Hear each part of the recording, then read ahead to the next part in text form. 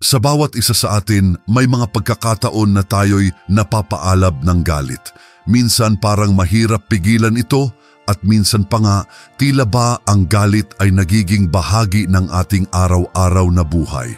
Ngunit bakit nga ba hindi natin dapat magpadala sa galit? Ano ang mga epekto nito sa ating sarili, sa ating relasyon at sa ating kapayapaan sa buhay? Maglaan tayo ng sandali at mag-isip, paano nga ba naapektuhan ng galit ang ating mga relasyon? Paano nito binabago ang ating kalagayan sa pag-iisip at puso?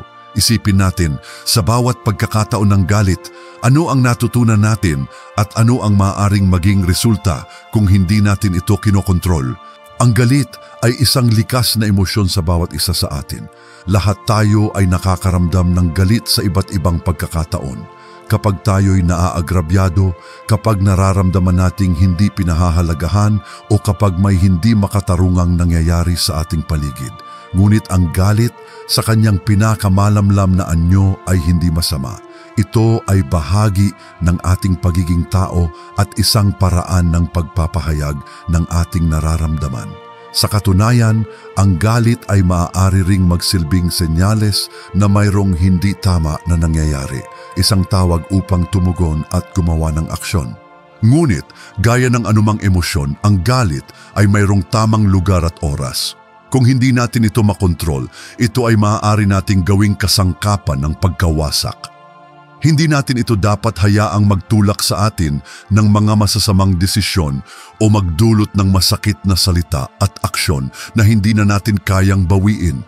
Ang galit na hindi napapamahalaan ay hindi lamang nakakasakit sa iba, kundi pati na rin sa ating mga sarili.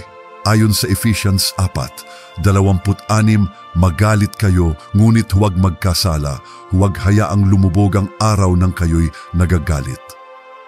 Ang talatang ito ay isang paalala na may mga pagkakataong tayo ay magkakaroon ng galit, ngunit hindi ibig sabihin na ang galit ay kailangang magtulak sa atin upang gumawa ng mga mali.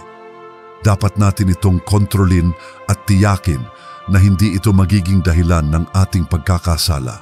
Kapag hindi natin nakontrol ang ating galit, maaari itong magdulot ng matinding epekto sa ating mga relasyon at sa ating kapayapaan ng kalooban. Minsan, ang ating galit ay nagiging sanhi ng hindi pagkakaunawaan, pagtatalo o pagkakagalit sa mga tao na mahalaga sa atin. Hindi natin namamalayan na habang tayo ay nagagalit, naaalis ang mga pagkakataon para sa pag-unawa at pagpapatawad. Sa halip na magtulungan tayo, nagiging sanhi tayo ng higit pang paghihiwalay at hindi pagkakasundo. At hindi lamang ang ating mga relasyon ang naaapektuhan. Ang galit na hindi napapamahalaan ay nagiging hadlang sa ating espiritual na paglago. Sa ating paghahangad na makuha ang ating gusto o ipagtanggol ang ating mga karapatan, minsan ay nakakalimutan natin ang mga aral na tinuturo ng Diyos tungkol sa pagpapatawad at pagpapakumbaba. Ang ating galit ay maaaring magdulot ng mga pagsisisi sa bandang huli, mga salitang nasabi na hindi na mababawi, mga aksyon na hindi na natin kayang baguhin. Sa Proverbs 14:17 sinasabi, ang magagalitin ay mabilis magkasala. Ito ay isang tapat na paalala na ang galit, kapag hindi natin ito pinipigilan, ay mabilis magtulak sa atin upang gumawa ng mga bagay na hindi natin dapat gawin. Ang mga galit na desisyon ay madalas na nagiging sanhi ng mga pagkatalo, pagsisisi at hindi pagkakaunawaan. Kaya't sa bawat pagkakataon ng galit, dapat nating tandaan na mayroong mas mataas na layunin ang Diyos para sa atin at ang ating layunin ay hindi ang magpadala sa galit, kundi ang magbigay ng pagkakataon para sa pag-unawa at pagpapatawad. Isang halimbawa mula sa Biblia na nagpapakita ng masamang epekto ng galit ay ang kwento ni Cain at Abel sa Genesis 4:3-8. Si Cain at Abel ay parehong nagdala ng kanilang mga handog sa Diyos. Si Abel ay nagdala ng pinakamainam na hayop mula sa kanyang kawan, ngunit si Cain ay nagdala lamang ng mga bunga ng lupa. Dahil dito, ang handog ni Abel ay tinanggap ng Diyos samantalang hindi tinanggap ang handog ni Cain.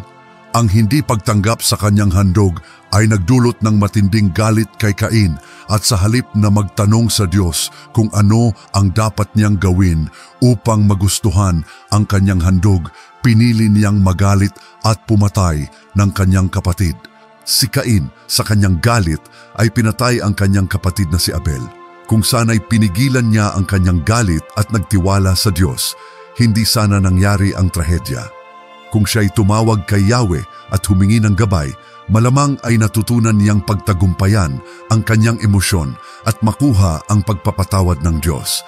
Ngunit dahil sa hindi napigilang galit, nagdulot ito ng hindi mapapalitang kasalanan at pagkawasak.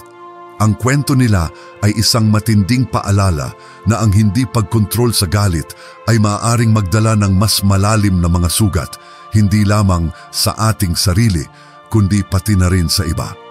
Sa ating mga buhay, hindi ba't may mga pagkakataon na tulad ni Cain, ang galit ay nagiging dahilan ng ating mga desisyon na nagdudulot ng pagsisisi at sakit. Kaya't itinuturo ng Diyos sa atin na kailangan nating kontrolin ang ating galit at magtiwala sa Kanya upang maiwasan natin ang masamang epekto ng ating mga impulsibong desisyon. Isang napakahalagang turo ni Jesus ang makikita natin sa Mateo 5:39. Dito, itinuro ni Jesus na kung tayo ay sinaktan o ininsulto, hindi natin dapat maghiganti. Sa halip, ipinag-utos niya na magpatawad tayo at magpakita ng pag-ibig. Sabi sa talatang ito, ngunit sinasabi ko sa inyo, huwag kayong maghiganti sa masama. Kung sinaktan ka sa isang pisngi, iharap mo sa kanya ang kabila. Ito ay isang matinding turo ng pagpapakumbaba at pagmamahal.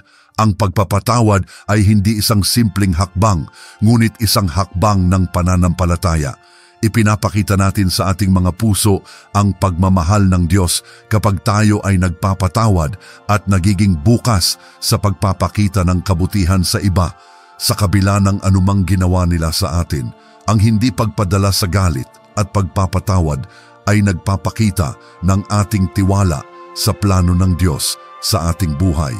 Kapag nagpapatawad tayo, ipinapakita natin na naniniwala tayo na mayroong mas mataas na layunin ng Diyos at mayroong kapayapaan at kaligayahan sa paghihintulot sa Kanya na magtrabaho sa ating buhay. Sa pagpapatawad, hinahayaan natin ang Diyos na maghilom sa ating mga sugat at pinapalaya tayo mula sa bigat ng galit. Sa kabila ng lahat ng ating mga karanasan ng pagkakasakit at pagkagalit, ang turo ni Jesus na magpatawad ay isang paalala na tayo rin ay pinatawad ng Diyos. At sa pamamagitan ng pagpapatawad, natututo tayong magpakita ng mas malalim na pagmamahal, hindi lamang sa ating mga kapwa, kundi pati na rin sa ating sarili. Ito ay isang hakbang patungo sa mas malalim na espiritual na pag-unlad at pagkakamit ng tunay na kapayapaan. Sa bawat pagkakataon na tayo'y napapaalab ng galit, napakahalaga na maglaan tayo ng sandali upang huminga at mag-isip bago mag-react. Laging tandaan na sa galit, ang unang reaksyon ay madalas na isang impulsibong aksyon na maaaring magdulot ng pagsisisi sa huli. Kaya't sa halip na agad na magtugon sa galit, maglaan tayo ng ilang segundo upang magpahinga at mag-isip. Ang simpleng paghinga ng malalim ay nagbibigay sa atin ng pagkakataon na muling magbalanse at magkakontrol sa ating sarili. Mas makakabuti kung tayo ay magdasal sa mga sandaling iyon. Ang pananampalataya ay nagbibigay sa atin ng lakas upang malampasan ang mga matitinding emosyon. Sa pagdarasal, maaari nating hilingin sa Diyos na bigyan tayo ng lakas ng loob upang kontrolin ang ating emosyon at maghanap ng kapayapaan sa kabila ng ating galit. Maaari rin nating ipagdasal na sana ay magkaroon tayo ng malalim na pangunawa sa ating sitwasyon at sa mga taong nakapaligid sa atin. Ang Diyos ay malapit sa mga nagdadalamhati at naghahanap ng kapayapaan. Siya ang magbibigay sa atin ng kalakasan na hindi natin kayang makuha mula sa ating sariling kakayahan. Sa Psalm 4:4 sinasabi, Magalit kayo, ngunit huwag magkasala. Mag-isip kayo sa inyong mga kama at magpatawad. Ang talatang ito ay isang paalala na ang unang hakbang sa pagkontrol ng galit ay ang pagiging maligaya sa ating kalooban, at sa pamamagitan ng pagdarasal, matututo tayong humingi ng gabay mula sa Diyos upang maiwasan ang masamang epekto ng galit. Isa sa pinakamahalagang hakbang upang magkaroon ng tunay na kapayapaan sa ating buhay ay ang pagpapatawad. Hindi madali, ngunit ang pagpapatawad ay isang aktibong desisyon na nagpapakita ng ating pananampalataya sa plano ng Diyos. Ang pagpapatawad ay hindi lamang pagpapalaya sa iba. Ito ay isang paraan upang tayo mismo ay mapalaya mula sa bigat ng galit at puot na nagpapahirap sa ating kalooban. Ang mga hindi napatawad na sugat ay nagiging sanhi ng matinding sakit sa ating puso at kaluluwa. Ngunit kapag pinili nating magpatawad, tayo'y nagiging bukas sa pagpapalawak ng ating pananampalataya at pagmamahal kay Diyos at sa ating kapwa. Sa pamamagitan ng pagpapatawad, nagiging malaya tayo mula sa bigat ng galit. Tinutulungan tayong magsimula muli, maghilom mula sa mga sugat at magpatuloy sa buhay ng may kapayapaan sa ating puso. Hindi ito nangangahulugang kalimutan ang mga pagkakamali, kundi ito ay isang paraan ng pagpapakita ng ating pagtitiwala sa Diyos na Siya ang magbabayad sa mga nagkamali laban sa atin. Magtiwala tayo sa Diyos at alamin natin na Siya ang magbibigay ng tunay na kapayapaan, ang kapayapaan na hindi kayang ibigay ng mundo. Sabi sa Colossians 3:13, magpatawad kayo sa isa't isa kung paanong pinatawad kayo ng Diyos kay Kristo. Ang pagpapatawad ay isang hakbang patungo sa mas malalim na relasyon kay Kristo at patuloy na pag-unlad sa ating pananampalataya. Sa bawat pagdapo ng galit, magtiwala tayo sa Diyos at magdasal upang magtaglay ng pag-unawa at pagpapatawad. Sa bawat pagsubok na nagdudulot ng pagkabigo at frustration, tandaan natin na hindi tayo nag-iisa. Nandiyan ang Diyos upang gabayan tayo at tulungan tayong magtaglay ng tamang pananaw at makatagpo ng kapayapaan sa ating mga puso. Huwag magpadala sa galit, kundi piliin ang kapayapaan. Ang ating desisyon na magpatawad at maghanap ng katahimikan ay hindi lamang magdudulot ng kapayapaan sa ating sarili, kundi magpapalakas din sa ating pananampalataya at relasyon kay Kristo. Ngayon, nais ko kayong hikayatin na magsimula ng isang hakbang patungo sa pagbabago. Kapag dumating ang mga sandali ng galit, huwag mag-atubiling magdasal. Huminto sandali, huminga ng malalim at ipagdasal ang mga saloobin at emosyon na nagpapahirap sa inyong puso. Huwag matakot humingi ng tulong kay Diyos dahil Siya lamang ang may kapangyarihan upang magbigay ng kapayapaan na higit pa sa ating naiisip. Magdasal tayo ngayon, sabay-sabay. Panginoon, kami po ay lumalapit sa inyo sa mga oras ng galit at pagsubok. Sa bawat pagdapo ng mga matitinding emosyon, tulungan mo kaming magtaglay ng pag-unawa at pagpapatawad sa aming mga puso. Patnubayan mo kami upang hindi kami magpadala sa galit, kundi piliin ang kapayapaan at pagmamahal.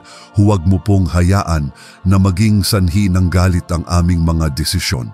Bigyan mo kami ng lakas at karunungan upang magpatawad at magpatuloy sa buhay ng may kapayapaan.